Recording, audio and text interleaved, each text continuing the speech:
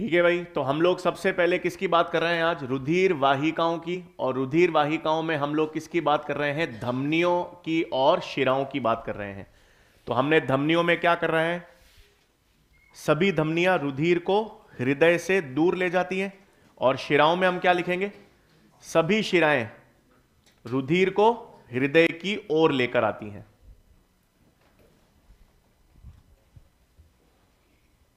वो इधर ही है।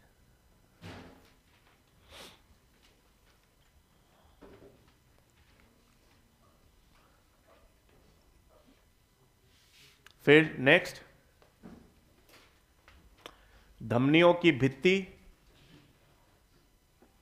धमनियों की भित्ति मोटी,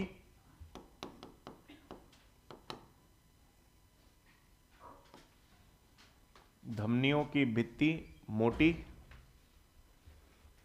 प्रत्यास्थ यानी इलास्टिक,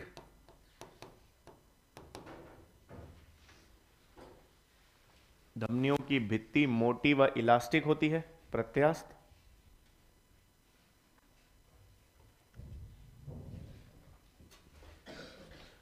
तथा गुहा संकीर्ण होती है, तथा गुहा संकीर्ण होती है। ठीक है, धमनियों की हम बात कर रहे हैं। धमनियों की भित्ति कैसी होगी? मोटी, प्रत्यास्थ या इलास्टिक, और गुहा संकीर्ण। शिराओं में उल्टा हो जाएगा।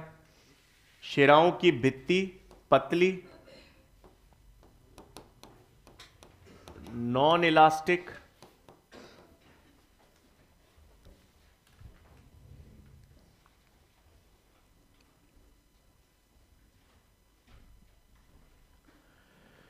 ठीक है भाई, पहली स्लाइड चल रही है। पहली स्लाइड में हम लोग धमनी और शिराओं के मध्य अंतर देख रहे हैं। ठीक है, तो शिराओं में हम लिख रहे हैं धमनियों शिराओं में भित्ति पतली, नॉन इलास्टिक और गुहा चौड़ी होती है।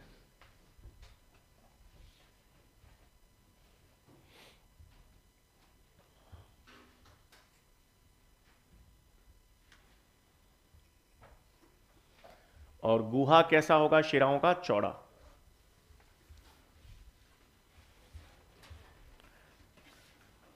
ठीक है, फिर नेक्स्ट, धमनियों में, धमनियों में कपाट अनुपस्थित,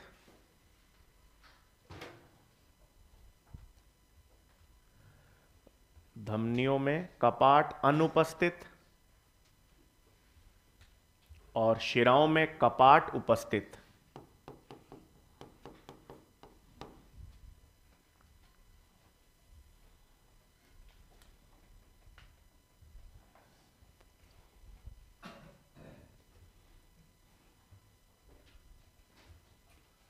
ठीक है, फिर नेक्स्ट, रुधिर वाहिकाओं में, धमनियों में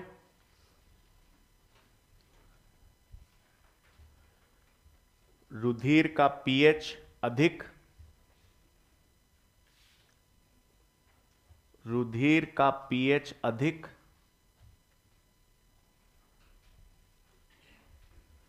और शिराओं में रुधिर का पीएच कम,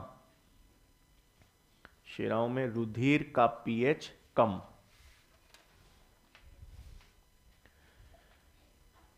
ठीक है, फिर आपको ध्यान में रखना है, जो बाहर आपको दिखाई देती है, ज्यादातर सतह पे दिखाई देती है, वो क्या होती है? शिराएं। और भीतर की ओर धसी कौन सी होती है? धमनियां। तो नेक्स्ट अंतर लिखेंगे, धमनियों में भीतर की ओर उपस्थित,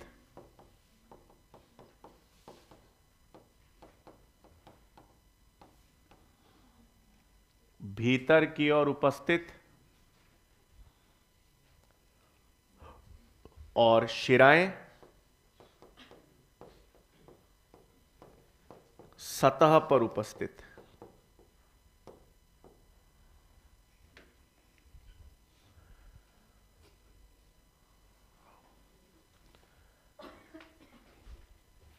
ठीक है भाई, पहला पैनल, ये पहली स्लाइड ही है। पहली स्लाइड में हम लोगों ने धमनी और शिराओं के मध्य अंतर की हम बात कर रहे थे।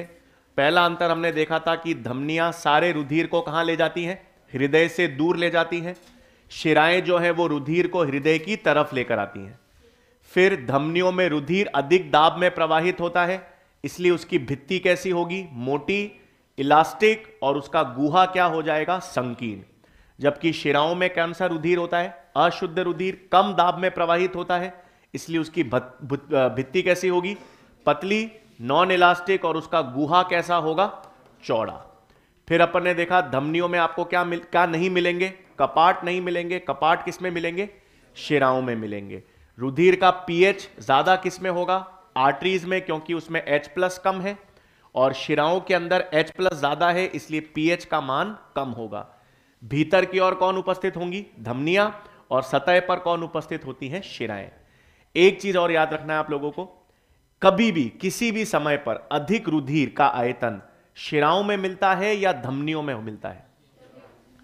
शिराओं में। हमेशा आपके शरीर में अधिक आयतन रुधिर का किस में मिलेगा? शिराओं में मिलेगा। तो एक नोट लिख लेंगे, अंतर तो हो गया।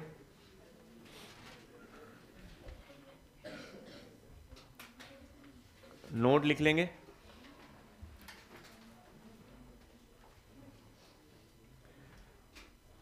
हाँ, नोट लिख लेंगे।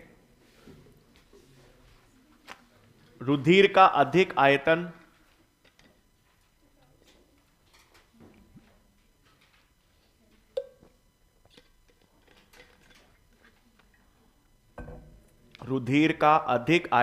शिराओं में पाया जाता है।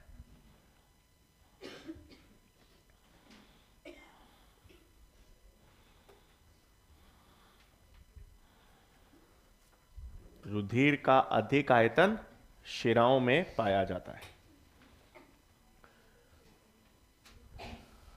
ठीक है, तो ये हमने किसकी बात कर ली? रुधिर वाहिकाओं की, आर्टरीज और वेन्स की अपन ने बात कर ली। अब यहां पर हेडिंग डालेंगे हम लोग, और हृदय स्पंदन का नियमन।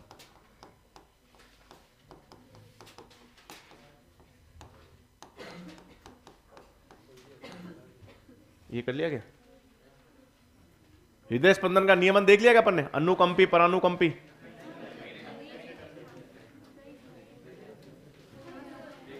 कार्डियक केंद्र, मेड्यूला।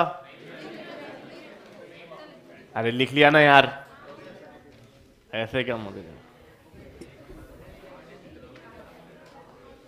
ठीक है, फिर हेडिंग डालेंगे हम आज लसिका और लसिका तंत्र।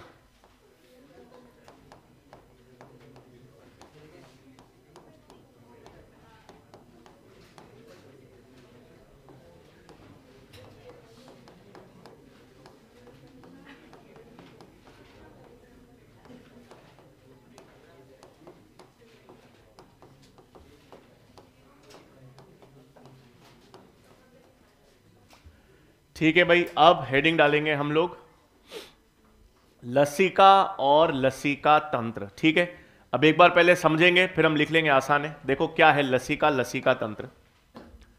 ठीक है, उदाहरण के तौर पे मान लेते हैं ये मेरे पास शरीर का कोई भी उत्तक है।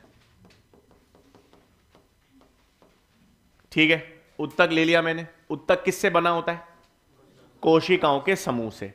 तो ये उत्तक है, और इस उत्तक में हमारे पास क्या उपस्थित है? ये कोशिकाओं का समूह है। अब ये उत्तक में कोशिकाओं का समूह है, और इन कोशिकाओं के मध्य जो ये स्थल है, जो इन कोशिकाओं के मध्य स्थल है, इसे हम किस नाम से जानते हैं? अंतराली स्थल या इंटरस्टिशियल स्पेस कहते हैं। तो मैंने एक उत्तक बनाया है। उत्तक किससे बना हुआ है? कोशिकाओं के समूह से, और कोशिकाओं के मध्य जो रिक्त स्थल है उसे अपन ने क्या नाम दे दिया? अंतराली स्थल। अब हर उत्तक में धमनियां रुधिर पहुंचाती हैं।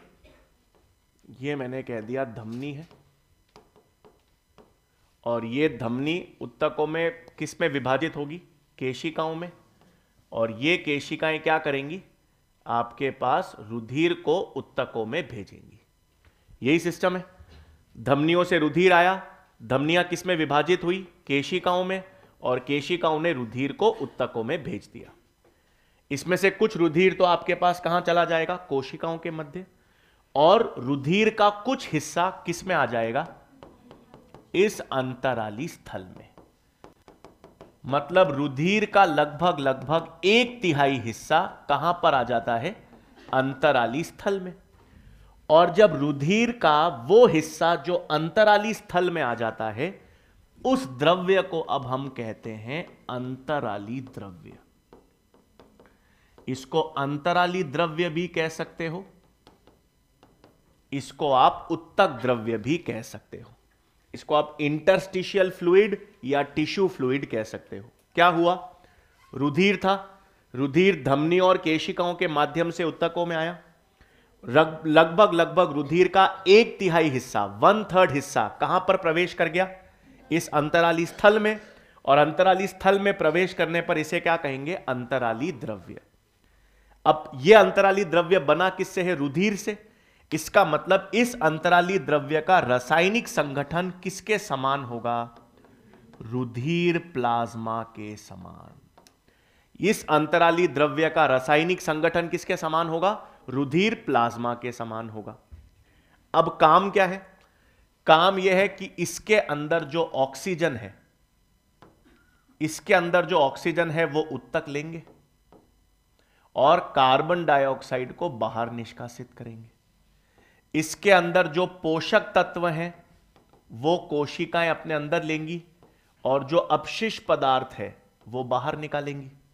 तो एनसीईआरटी में एक लाइन लिखी हुई है कि अंतराली द्रव्य और कोशिकाओं के मध्य गैसों का आदान प्रदान और पोषक तत्वों का आदान प्रदान होगा। इस अंतराली द्रव्य में ऑक्सीजन है, विसरण से कोशिकाओं में जाएगा, कोशिकाओं में जो CO2 बनेगी वो अंतराली द्रव्य में आ जाएगी।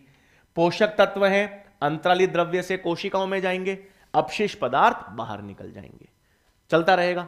अब क्या होगा? यहां से फिर आपके पास केशिकाएं निकलेंगी और वो केशिकाएं किसमें? शिराओं में खुलेंगी और ये रुधिर परिसंचरण है। ये हमारा सामान्य परिसंचरण है। धमनियों के द्वारा रुधिर आता है, रुधिर का 1/3 हिस्सा अंतराली द्रव्य बनाता है। इस अंतराली द्रव्य में और उत्तकों के मध्य गैसों का आदान प्रदान होगा, पोषक तत्वों का स्थानांतरण होगा और फिर अपशिष्ट पदार्थ और CO2 केशिकाओं और शिराओं के द्वारा वापस रुधिर हृदय तक भेज दिए जाएंगे। यह सिस्टम है। अब इसमें एक दिक्कत है। एक दिक्कत यह है कि मान लो अपन ने देखा था कुछ WBCs जो होते हैं वो उत्तकों के अंदर प्रवेश कर सकते हैं। अब अगर कोई WBC किस में प्रवेश कर गया? उत्तकों में प्रवेश कर गया, या कोई बड़ी साइज का प्रोटीन, बड़े आकार का प्लाज्मा प्रोटीन अंतराली द्रव्य में आ गया, तो यह वापस शिराओं में जा सकता है? नहीं जा सकता, क्योंकि केशिकाओं की जो साइज है वो बहुत छोटी है। भाई आप टूथपेस्ट से पेस्ट निकाल तो सकते हो उसको दबाकर, लेकिन वापस पेस्ट को टूथपेस्ट में डाल सकते हो? नहीं डाल सकते ना, क्योंकि उसकी ट्यूब बहुत छोटी है। तो अगर कोई बड़ी आकार की कोशिकाएं या कोई बड़े आकार के प्रोटीन्स अगर आपके अंतराली द्रव्य में आ गए हैं तो उसको किस में नहीं ले जा सकते? शिराओं में।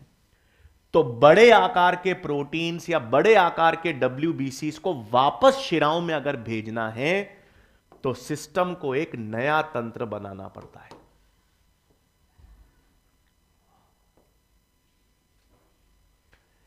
एक नया समानांतर या एक पैरेलल तंत्र बनाना पड़ता है, जो क्या करता है? जो इन बड़े आकार के WBCs, बड़े आकार के प्रोटीन्स को वापस किस में भेजेगा? शिराओं में भेजेगा या वापस रुधिर परिसंचरण में भेजता है। तो ऐसा तंत्र जो क्या कर रहा है? जो आपके इस अंतराली द्रव्य को पुनः रुधिर परिसंचरण में भेज रहा है, उसे क्या कहते हैं? लसीका तंत्र। और उसमें जो द्रव्य प्रवाहित होगा उसे ही क्या कहते हैं? लसीका। आपको समझ आया? हमारे पास एक सामान्य परिसंचरण तंत्र था, धमनियों से रुधिर आया, 1/3 हिस्सा अंतराली द्रव्य में बना, गैसों का आदान प्रदान हुआ, पोषक तत्व मिले और शिराओं के माध्यम से वापस अपशिष्ट पदार्थ चले गए। प्रॉब्लम यह है कि अगर कोई बड़े आकार के WBCs हैं, बड़े आकार के प्रोटीन्स हैं, वो वापस इन छोटी केशिकाओं में नहीं जा सकते। तो बड़े WBCs को, बड़े आकार के प्रोटीन्स को वापस अगर रुधिर या शिराओं में भेजना है तो एक समानांतर तंत्र विकसित होता है जिसे कहते हैं लसिका तंत्र। तो इसका मतलब लसिका का प्रमुख कार्य क्या है? इस अंतराली द्रव्य के बड़े प्रोटीन्स या डब्ल्यूबीसीस को पुनः शिराओं में या रुधिर परिसंचरण में भेज देना, यह काम है।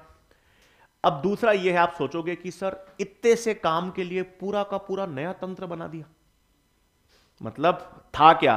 कुछ बड़े साइज के प्रोटीन्स हैं, कुछ बड़े साइज के डब्ल्यूबीसीस हैं, उनको भेजने के लिए अगर अपन ने एक पूरा नया तंत्र बना दिया है तो इसका कोई और भी फायदा उठाया जाए। इसका अब पहला फायदा तो है कि लसिका का काम है इस अंतराली द्रव्य को वापस रुधिर शिराओं में भेजना, पहला काम। दूसरा काम यह है कि हमने इस तंत्र को लसिका अंगों से जोड़ दिया। इस पूरे तंत्र को अपन ने किसके साथ जोड़ दिया? लसिका अंगों के साथ। और अगर लिम्फॉइड ऑर्गन्स या लसिका अंगों के साथ जोड़ दिया है, इसका मतलब यह प्रतिरक्षा में भी काम कर सकता है। इससे आपके पास एंटीबॉडीज का स्थानांतरण हो सकता है, डब्ल्यूबीसी जो प्रतिरक्षा में काम करते हैं उसका भी स्थानांतरण हो सकता है। तो लसिका तंत्र या लसिका का दूसरा काम क्या हो गया कि इसके माध्यम से प्रतिरक्षक कोशिकाएं, एंटीबॉडीज को भी हम किस में भेज सकते हैं? शिराओं में भेज सकते हैं। और तीसरा, पाचन तंत्र थोड़ी पढ़ा आपने? नहीं, पाचन तंत्र में हम पढ़ते हैं वसा का अवशोषण होता है। तो वसा का अवशोषण सीधे रुधिर में नहीं होता, किस में होता है? लसिका वाहिकाओं में। तो वसा के अवशोषण में भी कौन काम करता है? लसिका। क्यों? रुधिर में क्यों नहीं होता सीधा अवशोषित? साइज बड़ी होती है, और वसा की साइज बड़ी होती है तो वो छोटी केशिकाओं में आ नहीं सकते, बड़ी केशिकाएं चाहिए, और बड़ी केशिकाएं किस में मिलेंगी? लसिका में मिलेंगी। तो ये सवाल पहले एम्स में आता था कि जो लसिका वाहिकाएं हैं, लसिका वाहिका या केशिकाओं का साइज सामान्य केशिकाओं से, रुधिर केशिकाओं से बड़ा होगा, छोटा होगा या सेम होगा? बड़ा होगा। तभी बड़े आकार के प्रोटीन्स, बड़े आकार के वसा, बड़े आकार के डब्ल्यूबीसीस आसानी से इस लसिका में आ सकते हैं। तो लसिका या लसिका तंत्र के तीन काम हैं। पहला काम, अंतराली द्रव्य को पुनः शिराओं या रुधिर परिसंचरण में भेजना, प्रतिरक्षक कोशिकाएं, एंटीबॉडीज का स्थानांतरण करना, और वसा अवशोषण में कार्य करना, एक चीज। दूसरा, लसिका बना तो अंतराली द्रव्य से है, और अंतराली द्रव्य रुधिर प्लाज्मा से बना है। तो अब अगर हम लसिका की बात भी करें कि लसिका बना तो रुधिर से है, लेकिन इसमें कौन सी कोशिकाएं नहीं है? आरबीसीज नहीं है और बिंबाणु भी नहीं है। डब्ल्यूबीसीज तो होंगे, क्योंकि डब्ल्यूबीसीज तो अंतराली द्रव्य में आ गए हैं और प्रतिरक्षा में काम करते हैं, तो डब्ल्यूबीसीज तो होंगे, लेकिन लसिका में कौन सी कोशिकाएं नहीं होंगी? आरबीसीज और बिंबाणु नहीं होंगे। ठीक है, क्लियर है यहां तक? लिखेंगे पॉइंट्स पहले।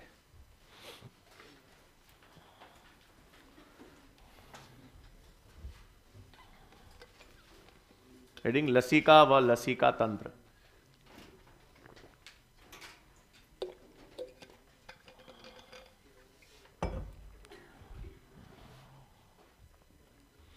लिख लेंगे। लगभग रुधिर का 1/3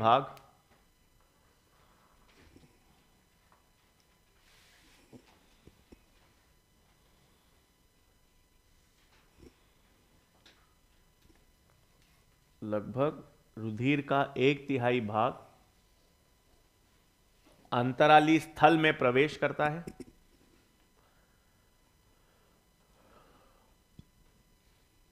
अंतराली स्थल में प्रवेश करता है,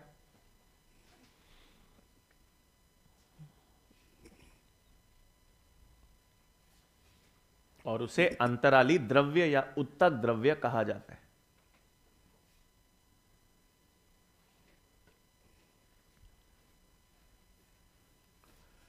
और उसे अंतराली द्रव्य या उत्तक द्रव्य कहा जाता है।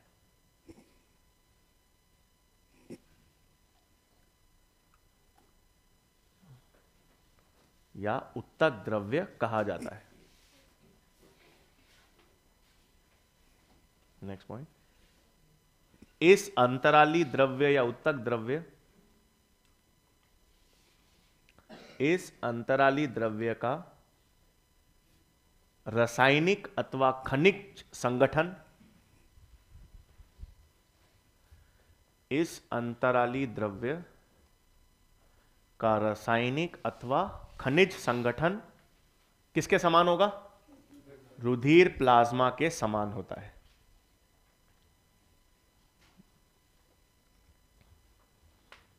रुधिर प्लाज्मा के समान होता है।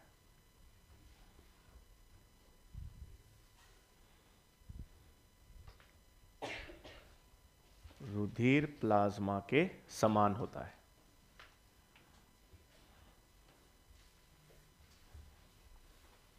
फिर नेक्स्ट पॉइंट, अंतराली द्रव्य व कोशिकाओं के मध्य,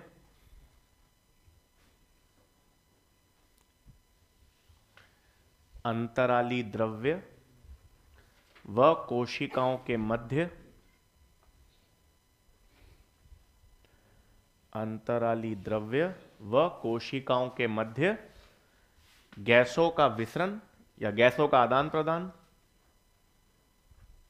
गैसों का आदान प्रदान व पोषक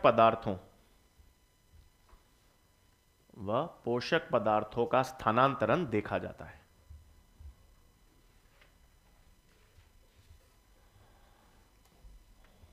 वह पोषक पदार्थों का स्थानांतरण देखा जाता है।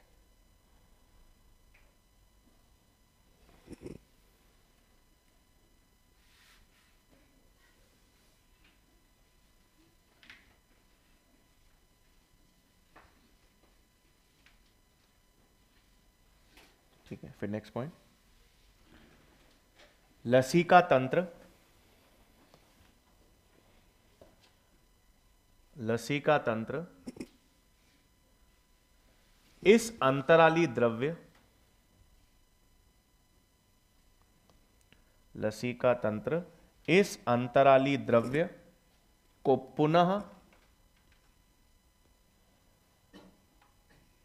पुनः शिराओं में या रुधिर परिसंचरण में स्थानांतरित करता है।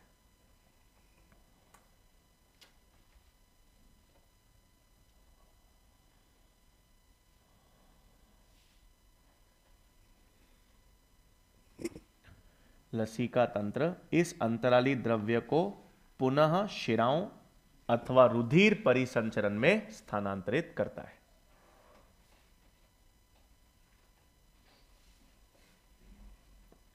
और लसीका तंत्र में प्रवाहित द्रव्य को ही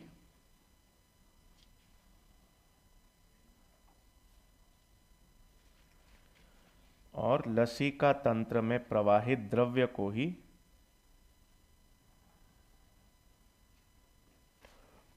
लसीका कहा जाता है।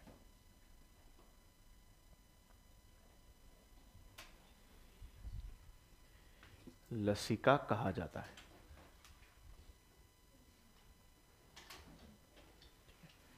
फिर लिख लेंगे नेक्स्ट, लसीका के कार्य।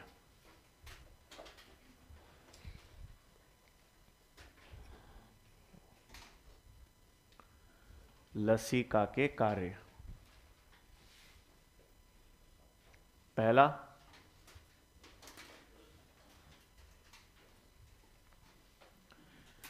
अंतराली द्रव्य को, अंतराली द्रव्य को ब्रैकेट में लिख लेंगे बड़े आकार के WBCs व प्रोटीन्स, बड़े आकार के WBCs व प्रोटीन। तो लसीका के कार्य में पहला अंतराली द्रव्य को पुनः शिराओं या रुधिर परिसंचरण में स्थानांतरित करना। अंतराली द्रव्य को पुनः शिराओं में अथवा रुधिर परिसंचरण में स्थानांतरित करना।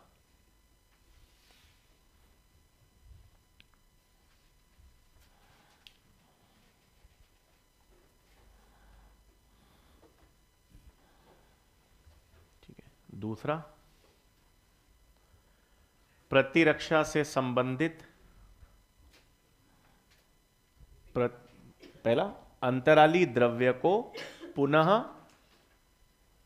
शिराओं अथवा रुधिर परिसंचरण में स्थानांतरित करना।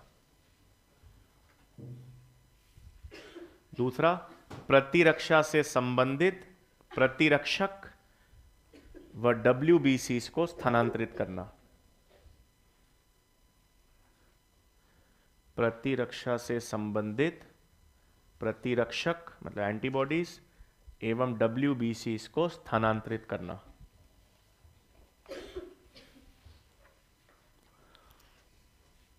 और तीसरा, वसा अवशोषण में कार्य करना। तीसरा, वसा अवशोषण में कार्य करना।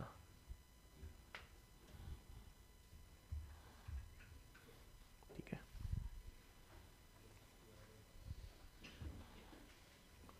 फिर ये लिख लो, लसिका है क्या, रुधिर माइनस ये, तो अब अगर हम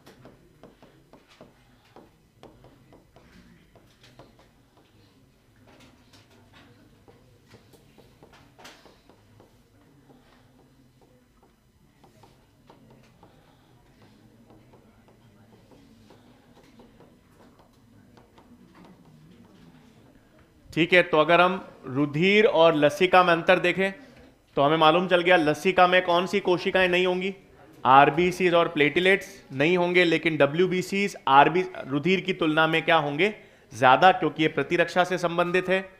रुधिर आरबीसी के कारण लाल रंग का होगा, लेकिन लसिका में कोई रंग नहीं होता।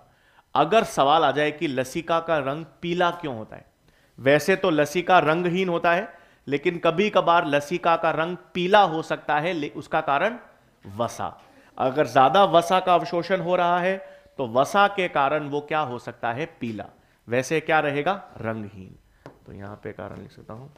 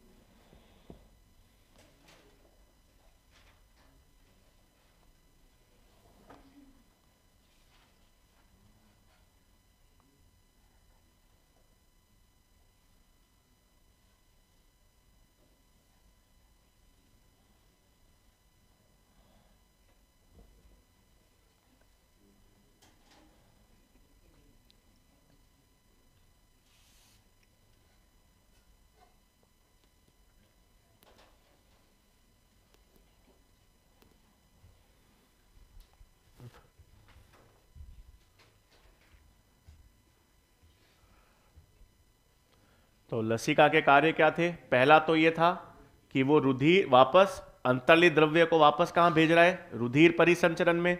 दूसरा काम क्या था, प्रतिरक्षा से संबंधित जो प्रतिरक्षक हैं और WBCs हैं उनको भी रुधिर में स्थानांतरित कर रहा है। और तीसरा काम क्या है, वसा अवशोषण में कार्य कर रहा है।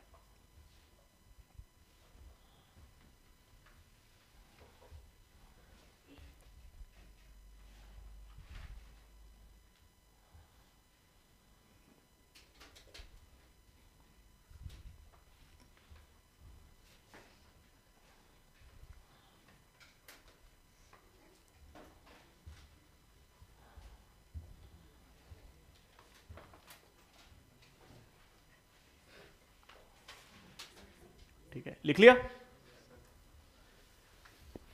अब देखो, इसमें हमारे पास ये लसिका तंत्र जो है, लसिका तंत्र अंतराली द्रव्य को वापस रुधिर में लेकर जाएगा।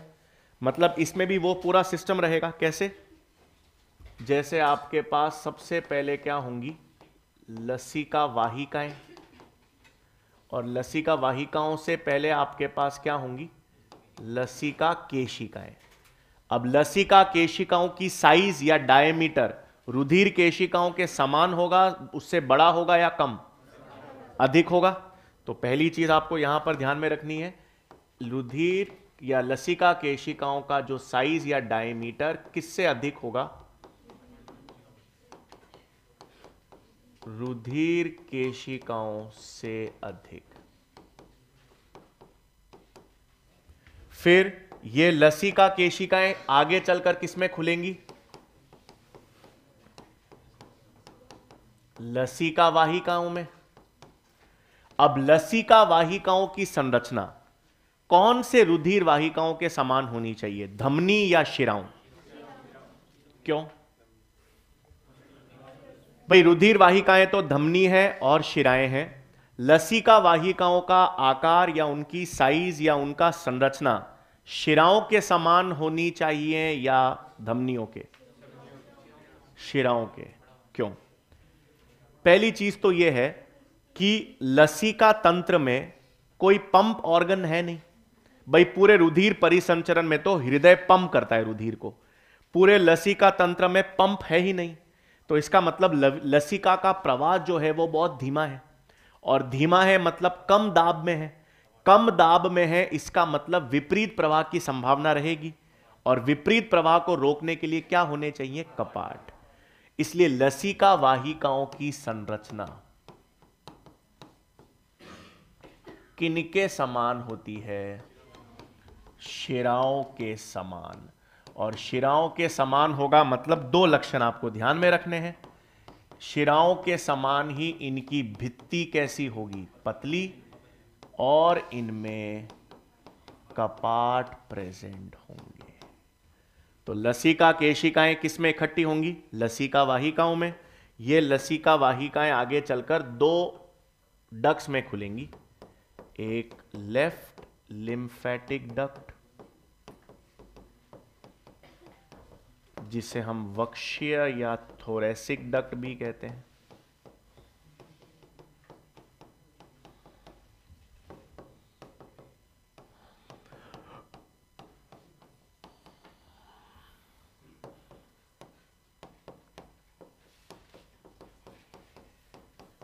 और ये आगे चलकर आपके पास वापस किस में खुल जाएंगी?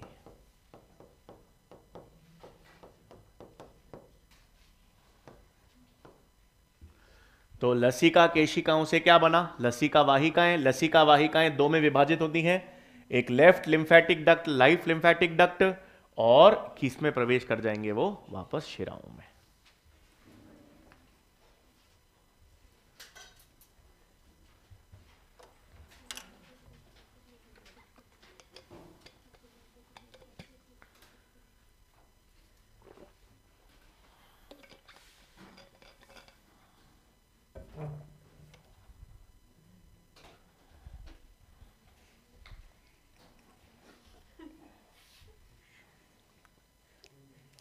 हाय हाय, आज तो नव वर्ष की शुभकामनाएं हो गई।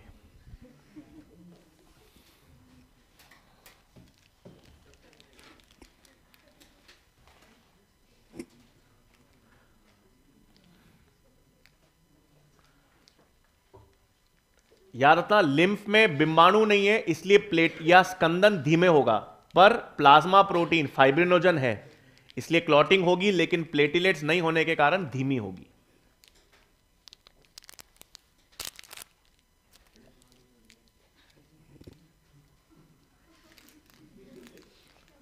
जल लो जल लो।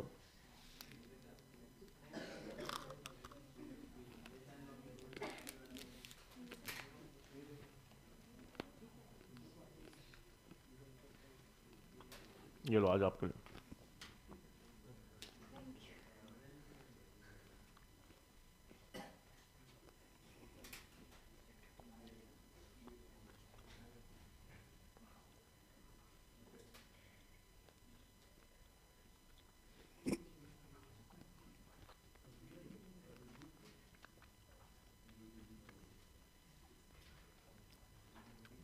अरे भाई आज एक शाम को एक पूछना और है। शाम को अगर आप फ्री और रिवाइज कर रहे हो, जैसे मानव में जनन पढ़ लिया आप लोगों ने, यूट्यूब पे आज 4:15 बजे से एक सीरीज चालू हो रही है, मतलब मैं एनसीईआरटी में पेज बाय पेज, उसमें यूट्यूब पे एनसीईआरटी के अपन पेजेस लेकर आएंगे और रिवीजन करेंगे अच्छी तरह से। तो मानव जनन अगर आपने पढ़ा हुआ हो तो उसमें अपन एक वन शॉट वाला सिस्टम है, मतलब कोशिश करेंगे कि एक दिन 2 घंटे की क्लास में पूरा चैप्टर रिवाइज कर लें और अगले दिन उसके क्वेश्चंस करेंगे, तो रिवीजन बढ़िया हो जाएगा। 4:15 बजे ऑनलाइन आ जाना यूट्यूब पे और पढ़ के आना, ठीक है ना? ऐसे गप्पे मारने मत आना है, hey how are you, who are you, ये नहीं करना है।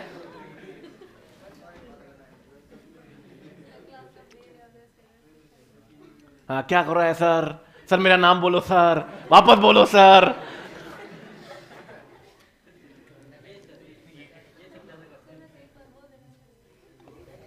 हाँ एक बार सबका नाम ले लूंगा मैं, वो डन है, लेकिन वहां पे नाम कमाने नहीं आए हो, सीखना है हो, रिवीजन करना हो। बढ़िया तरीका है, 4:15 बजे से हर चैप्टर का एनसीईआरटी वेज, उसमें पैनल भी एनसीईआरटी का बना रखा है। एनसीईआरटी से रिवीजन करेंगे, क्या क्या चीजें याद रखनी है, पॉइंट्स बनाना, बढ़िया तरीके से रिवीजन हो जाएगा 4:15 बजे। और अपना मंडे ट्यूसडे वेडनेसडे ये हर हफ्ते में 3 दिन सेशन रहेगा, जिसमें एनसीईआरटी के सारे पेजेस का रिवीजन चलता रहेगा और वही चैप्टर्स अपन ले लेंगे जो अपन पहले कर चुके हैं। कितने हो गए? 20? कितने चैप्टर हो गए टोटल? 22-24 हो गए। अभी क्या चल रहा है? और पादपकारी खत्म खत्म।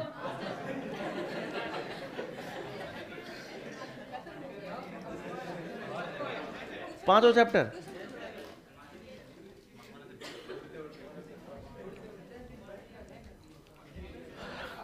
डन।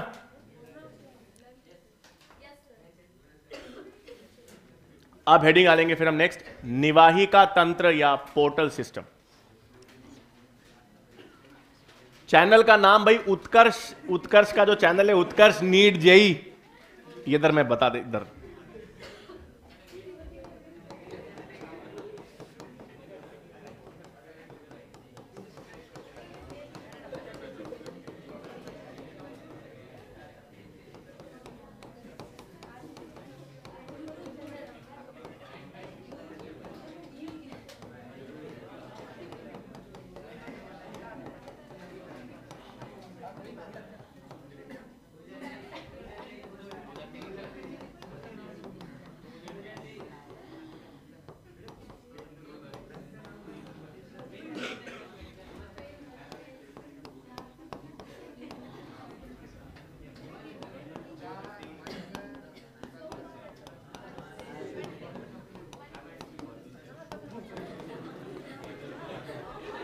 अब मेरे ख्याल से और कुछ नहीं बाकी रहा इसमें।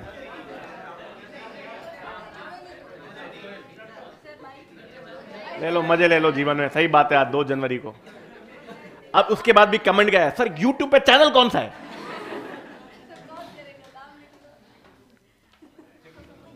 आ जाना, बढ़िया तरीके से रिवीजन हो जाएगा। मतलब ईमानदारी से सुबह पढ़ रहे हो, वापस रिवाइज कर रहे हो, शाम को चैप्टर वापस इतना अच्छा तैयार हो जाएगा, वापस देखने की आवश्यकता नहीं पड़ेगी। बढ़िया चीज है। सर ये नाम कैपिटल में डालना है स्मॉल लेटर में? इतने विद्वान हैं हमारे यहां, क्या पूछे आप। कभी कभार मुझे लगता है साल भर में आपने मुझे बहुत सिखाया, मैं तो कुछ सिखा ही नहीं पाया आपसे। कह रहा हूं सिखा रहे हो आप। चैप्टर का नाम भगवान ये लिखा ही नहीं मैंने, ये अच्छा सवाल था।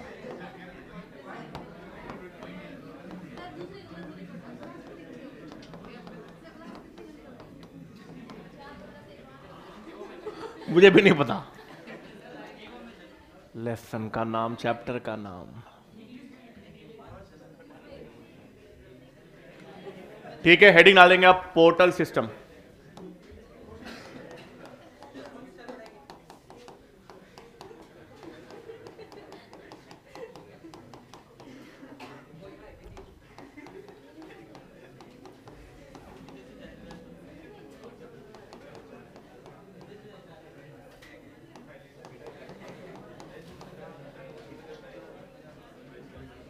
ठीक है भाई, तो अब हेडिंग डाल देंगे हम।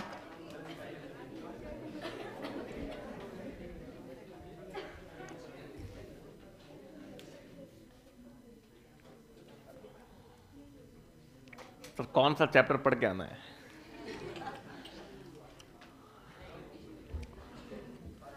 ठीक है, अब निवाही का तंत्र या पोर्टल सर्कुलेशन क्या होता है? अब इधर देखो, सामान्य परिसंचरण में हमारे पास ये एक उत्तक है, उत्तकों से आपके पास केशिकाएं निकलती हैं,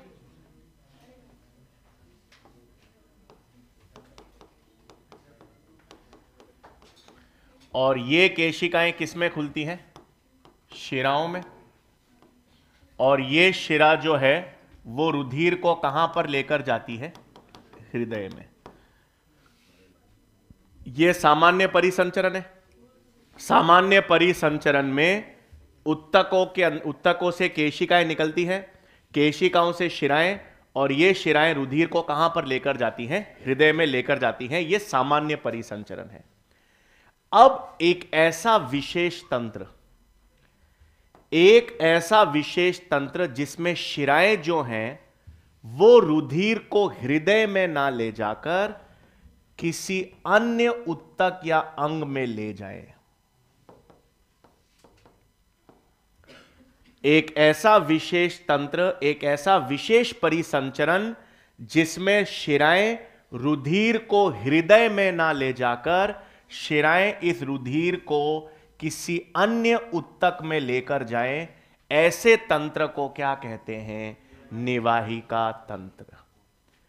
तो पहली चीज, निवाहिका तंत्र एक विशेष तंत्र है, एक ऐसा विशेष परिसंचरण तंत्र है जिसमें शिराएं रुधिर को कहां नहीं ले जा रही?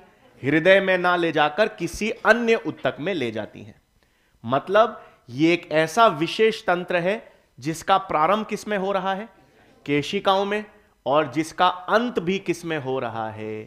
केशिकाओं में। तो ऐसा विशेष तंत्र जो केशिकाओं से प्रारंभ होता है, केशिकाओं में जिसका समापन होता है, उसे क्या कहेंगे? निवाहिका तंत्र कहेंगे। अब हम देखेंगे इसकी जरूरत क्यों पड़ी, और यह कितने प्रकार का है। लिखेंगे पहले तो निवाहिका तंत्र या पोर्टल सर्कुलेशन।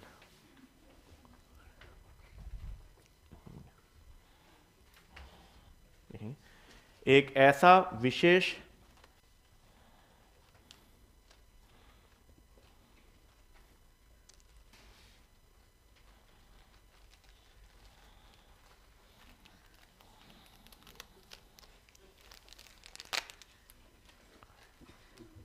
तो ठंड में आवाज भी ज्यादा आती है।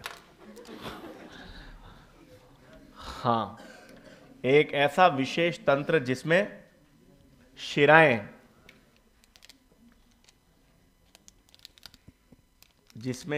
रुधिर को हृदय में ना ले जाकर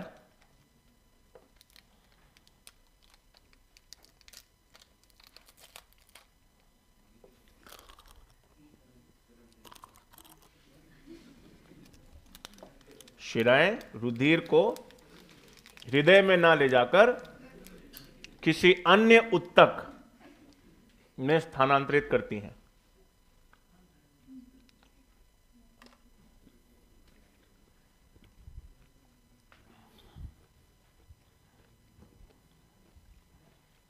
जिसमें शिराएं रुधिर को हृदय में ना ले जाकर किसी अन्य उत्तक में स्थानांतरित करती है। नेक्स्ट पॉइंट,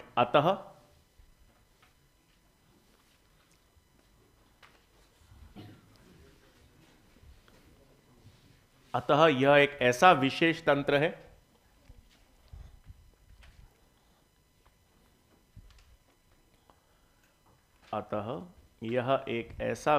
तंत्र है जिसका प्रारंभ व समापन दोनों केशिकाओं में होता है।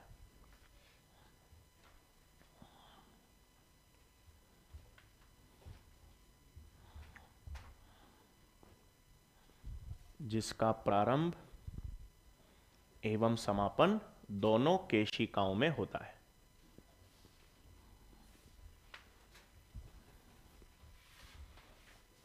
दोनों केशिकाओं में होता है।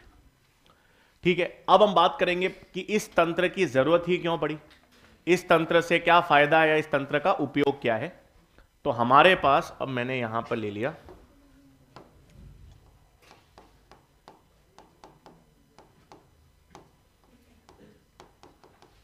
ये निवाही का तंत्र 3 प्रकार का हम पढ़ेंगे।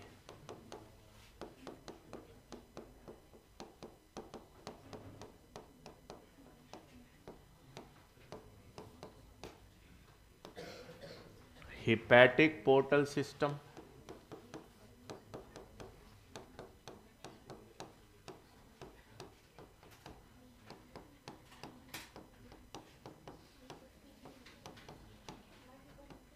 हाइपोफिजियल पोर्टल सिस्टम,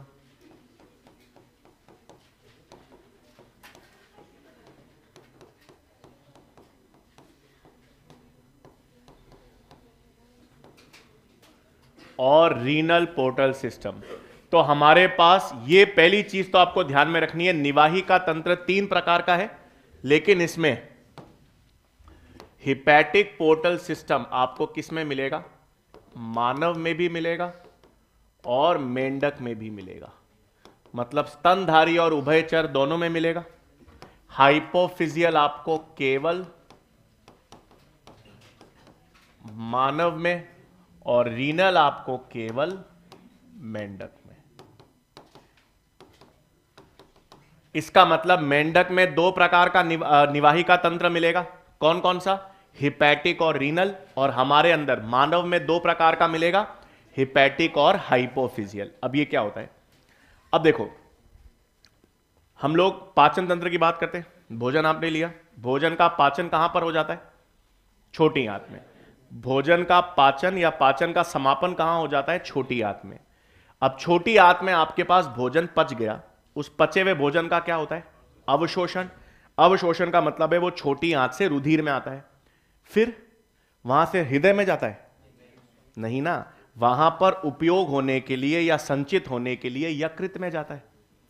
तो आहार नाल से जो भोजन है, उस भोजन को रुधिर के माध्यम से शिराएं हृदय में ना ले जाकर यकृत में ले जाती हैं। किसका उदाहरण है, हिपैटिक पोर्टल सिस्टम। तो हिपैटिक पोर्टल सिस्टम में क्या हुआ, आहार नाल या छोटी आंत जहां से आपका पाचन पूरा हुआ, और यहां से कौन सी शिरा होती है, उसे आप कहते हैं हिपैटिक पोर्टल शिरा। ये रुधिर को कहां लेकर जाती है, लिवर में, और इसका काम क्या है,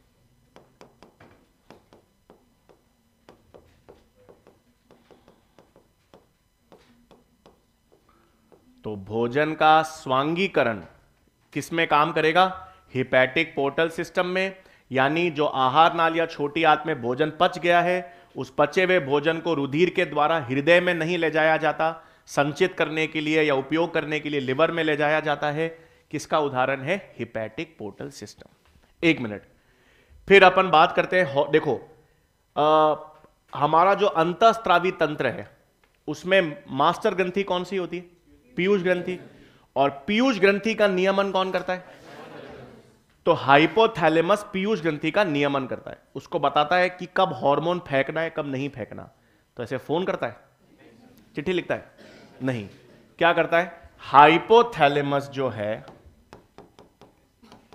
हाइपोथैलेमस से एक शिरा निकलती है, और वो शिरा कहां पे जाती है, हृदय में ना जाकर अग्र पीयूष ग्रंथि को नियमित करने के लिए जाती है। और ये आपके पास किसके लिए है, नियमन। तो हाइपोथैलेमस से जो शिरा निकली वो कहां गई, अग्र पीयूष ग्रंथि में। इसे क्या कहेंगे, hypophyseal portal system. Renal portal system ये केवल मेंढक में, हमारे अंदर नहीं। इसमें क्या होता है, जो शरीर के निचले पाद हैं उनसे सारा का सारा अपशिष्ट पदार्थ सीधे किस में चला जाता है, किडनीज में। और इसका काम क्या है,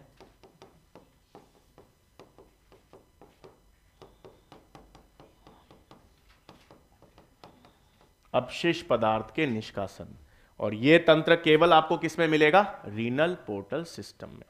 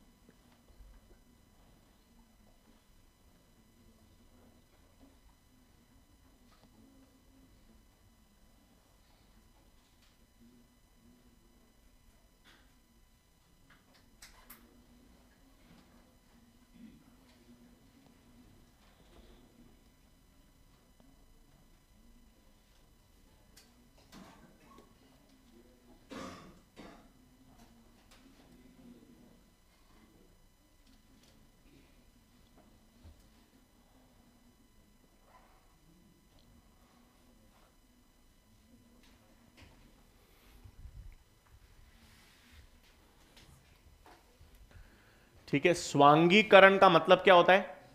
जब रुधिर में अवशोषित हो गया भोजन, अवशोषित भोजन जब उत्तकों में प्रवेश करता है तो उसको क्या कहते हैं? स्वांगीकरण। और यह सवाल आ जाए कि सर लसिका को पंप कौन करता है? पंप तो ऑर्गन है नहीं, तो जो लसिका वाहिकाओं की चिकनी पेशियां होती हैं, उन चिकनी पेशियों में संकुचन होता है जिसको क्रमाणुकुंचन कहते हैं, उसके द्वारा लसिका द्रव्य प्रवाहित होता है।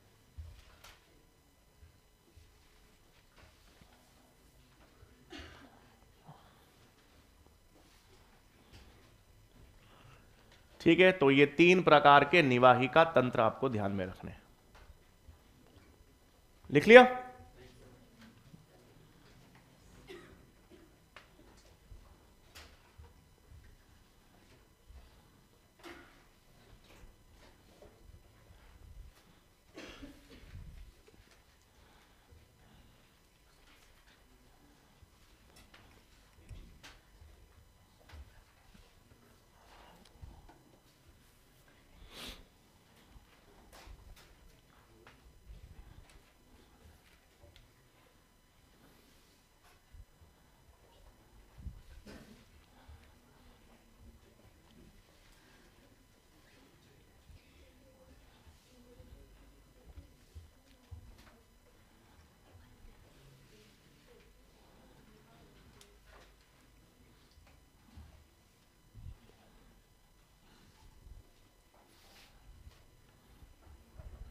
ये ब्लड प्रेशर अपने देख लिया था क्या?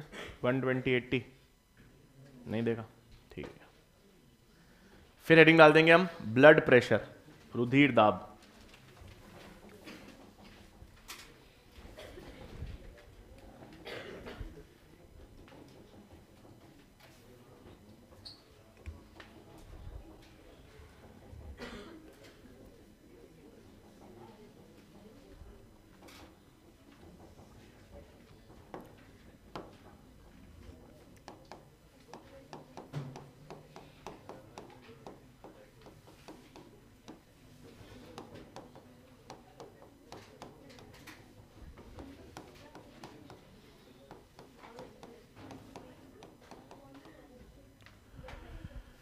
ठीक है, अब रुधिर दाब या ब्लड प्रेशर की अपन बात करें तो अपने पास नॉर्मल ब्लड प्रेशर या सामान्य ब्लड प्रेशर क्या रहता है?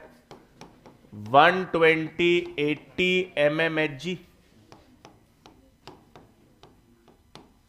अब 120/80 mmHg है, इसमें 120 तो संकुचन दाब होता है या जिसे हम क्या कहते हैं, सिस्टली दाब, और 80 जो होता है वो क्या होता है, डायस्टली दाब। तो हमारे पास जो आइडियल ब्लड प्रेशर होता है वो 120/80, संकुचन जो दाब है वो 120, और 80 आपके पास क्या है, डायस्टली दाब। अब सामान्यतः रुधिर दाब को मापने वाला यंत्र कौन सा होता है? स्फिग्नोमैनोमीटर। तो स्फिग्नोमैनोमीटर आपके पास वो यंत्र है जिसके द्वारा हम रुधिर दाब को मापते हैं, पहली चीज। दूसरी चीज, ये तो रुधिर दाब औसतन है। अगर नियमित रूप से रुधिर दाब किससे ज्यादा हो जाता है? 140/90 mmHg से। अगर नियमित रूप से रुधिर दाब 140/90 mmHg से ज्यादा हो जाए तो इसको हम हाई ब्लड प्रेशर या किस नाम से जानते हैं? हाइपरटेंशन। और इससे सबसे ज्यादा किन अंगों को प्रभाव पड़ता है? हृदय को तो हानि पहुंचती है सबसे अधिक, मस्तिष्क और किडनीज। हाई ब्लड प्रेशर से कौन से अंगों को ज्यादा हानि होती है? मस्तिष्क और किडनीज को। तो लिख लेंगे रुधिर दाब में सबसे पहले तो सामान्य रुधिर दाब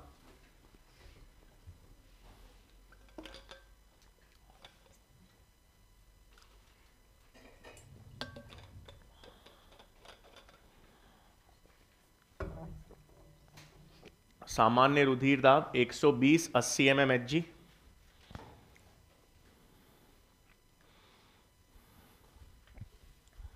एक 120 सिस्टली दाब और 80 डायस्टली दाब। ये mmHg, ये पारा कहते हैं इसको, आप मर्क्यूरी को पारा।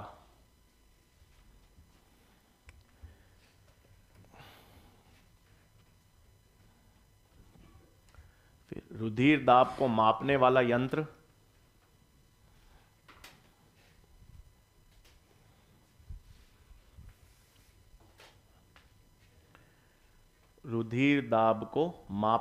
यंत्र स्फिग्नोमैनोमीटर।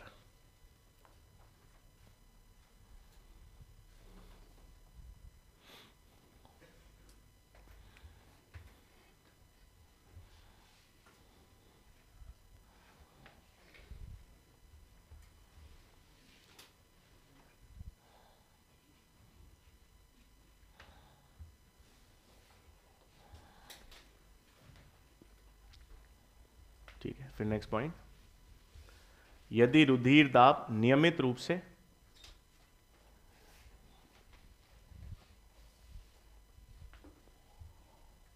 यदि रुधिर दाब नियमित रूप से 140/90 mmHg से अधिक होता है,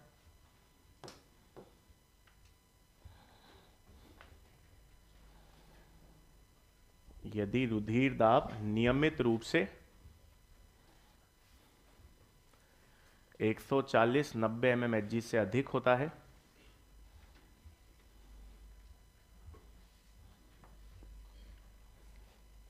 तो इस अवस्था को हाई ब्लड प्रेशर या हाइपरटेंशन कहा जाता है।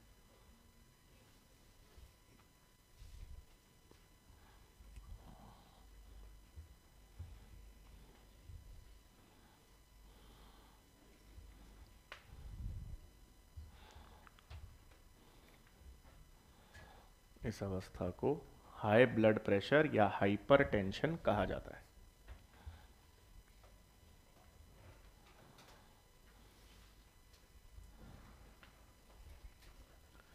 और इससे सर्वाधिक हानि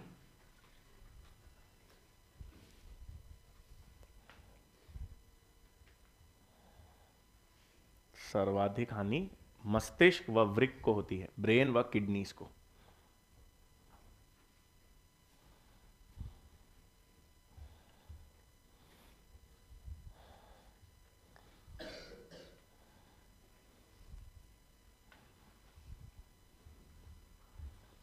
हानि ब्रेन व किडनीज को होती है। अच्छा, अब देखो एक यहां चीज और है। अब देखो हृदय किससे बना हुआ है? कार्डियक पेशियों से। और हृदय कार्डियक पेशियों से बना होता है, तो काम करने के लिए हृदय की कार्डियक पेशियों को भी रुधिर ऑक्सीजन चाहिए।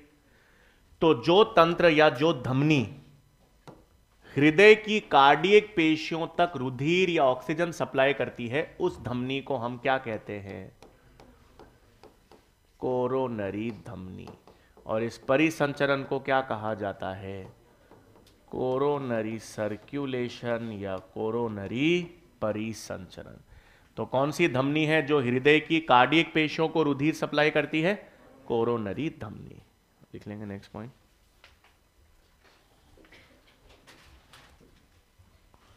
हृदय की कार्डियक पेशियों को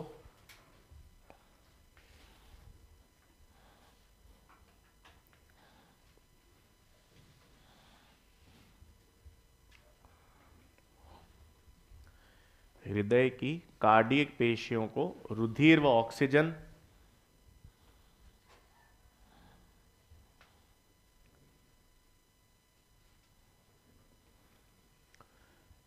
हृदय की कार्डियक पेशियों को रुधिर व ऑक्सीजन प्रदान करने में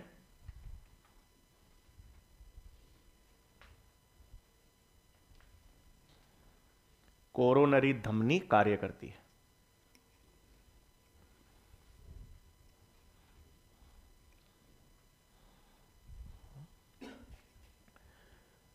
कोरोनरी धमनी कार्य करती है और इस परिसंचरण को कोरोनरी परिसंचरण कहा जाता है।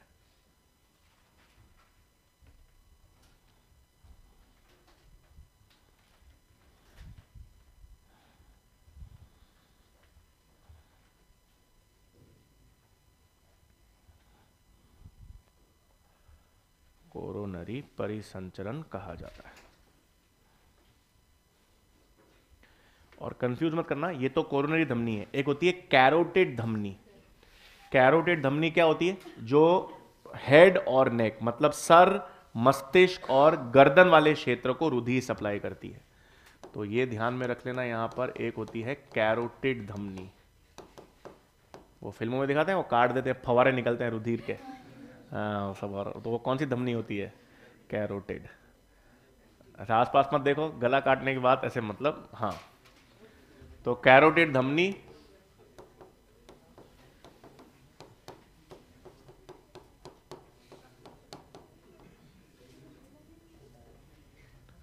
ब्रेन, हेड और नेक को सप्लाई करती है।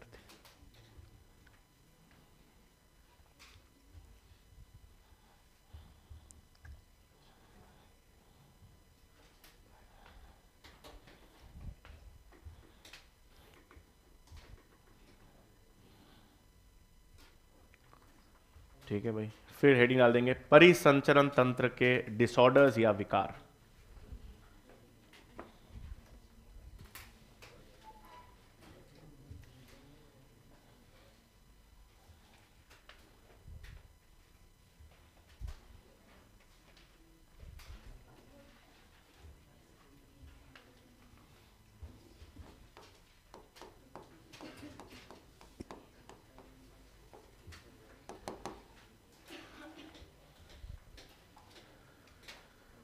ठीक है, अब परिसंचरण तंत्र के डिसऑर्डर्स में हमारे पास सबसे पहला आता है CAD,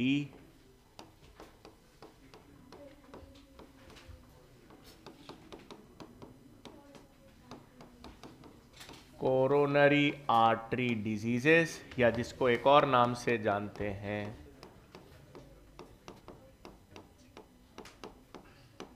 अथेरोस्क्लेरोसिस।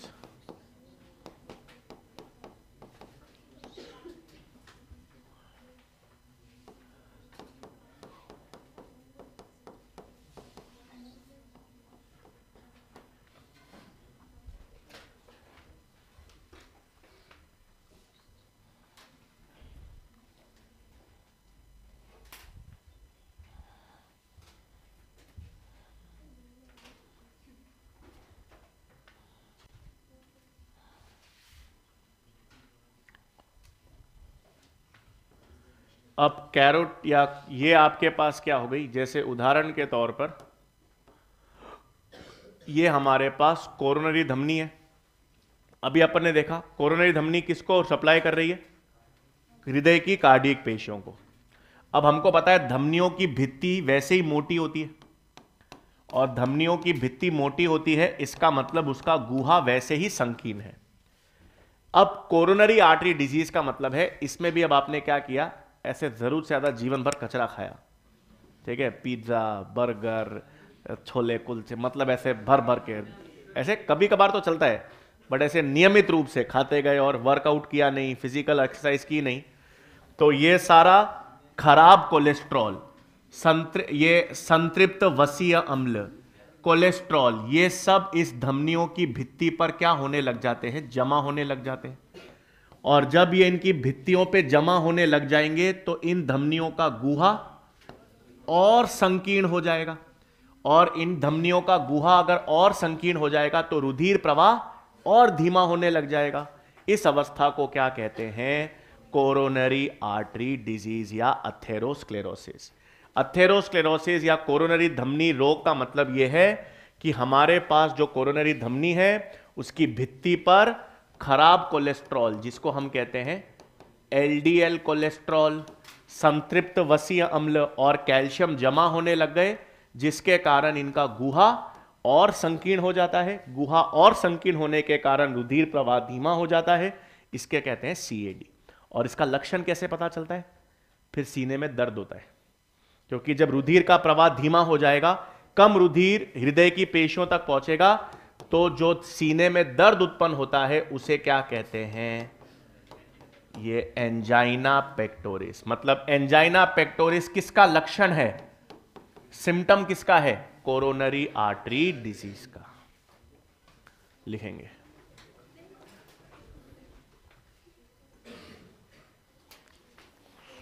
तो पहला सीएडी कोरोनरी आर्टरी डिजीज, इसमें लिख लेंगे। इस अवस्था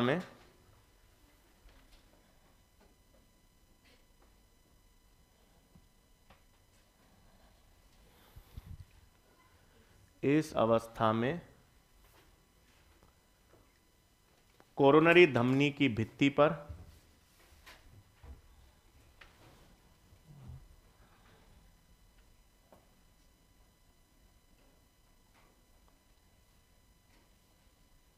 कोरोनरी धमनी की भित्ति पर एलडीएल कोलेस्ट्रॉल,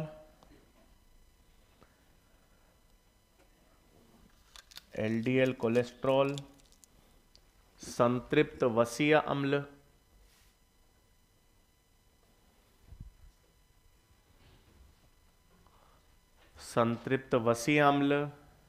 कैल्शियम इत्यादि,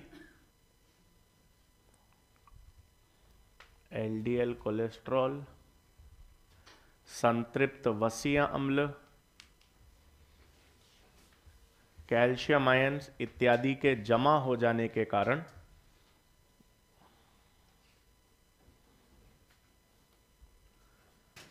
कोरोनरी धमनी की भित्ति पर एलडीएल कोलेस्ट्रॉल, संतृप्त वसीय अम्ल, कैल्शियम आयन इत्यादि के जमा हो जाने पर गुहा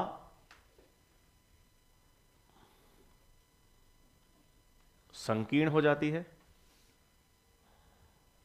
गुहा संकीर्ण हो जाती है।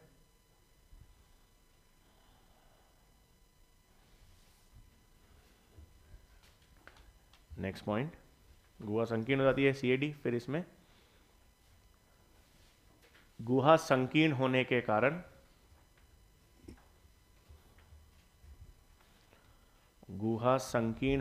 कारण रुधिर प्रवाह धीमा हो जाता है। रुधिर प्रवाह धीमा होने को क्या कहते थे अपन, इस्चीमिया। रुधिर प्रवाह धीमा हो जाता है उसे क्या कहते हैं, इस्चीमिया। गुहा संकीर्ण होने के कारण रुधिर प्रवाह धीमा हो जाता है और सीने में अचानक उत्पन्न दर्द को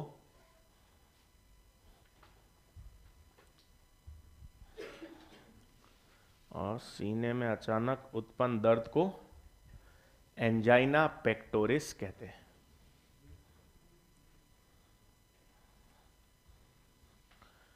और सीने में अचानक उत्पन्न दर्द को एंजाइना पेक्टोरिस कहते हैं।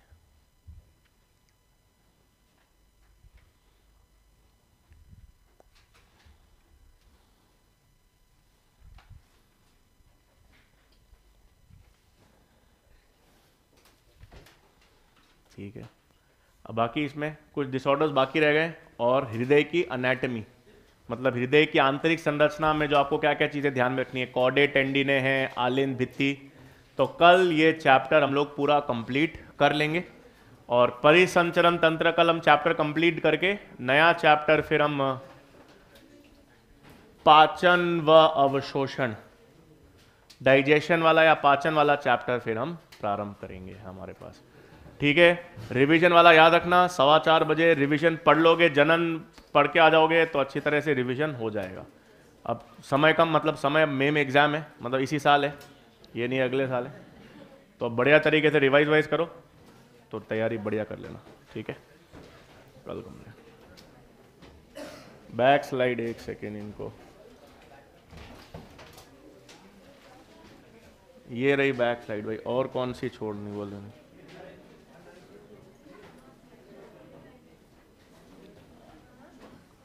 ये बनानी है तो ये बना लो।